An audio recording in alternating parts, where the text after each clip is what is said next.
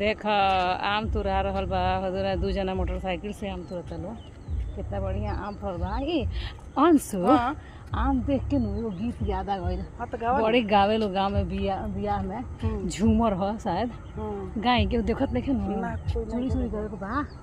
तो आम तुरे जई है बलमुआ आम तुरे जई है बलमुआ एगो हमरो के ले है बलमुआ हमरो के हमरा लिए बनई हरवा चली जाइब आमना लिए बनई हरवा चली जाइब अरे पीछावा से भागल है बलमुआ पीछावा से भागल है बोलावे है बलमुआ पीछावा से।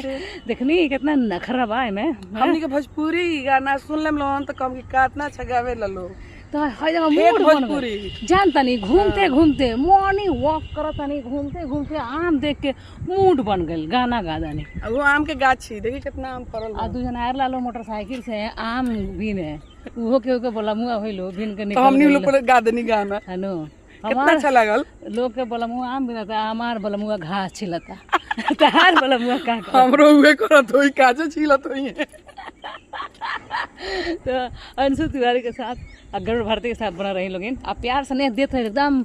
हमार वीडियो हमारा अच्छा लगे नो तो हमार कसम हमरा प्यार के कसम रोल छीट दे घस कटवा प्यार के कसम। वीडियो बनल बा हमनी के कुशीनगर में। हाँ कुशीनगर में बहुत अच्छा लोकेशन बा बड़ा अच्छा लगा बड़ा मजा आता।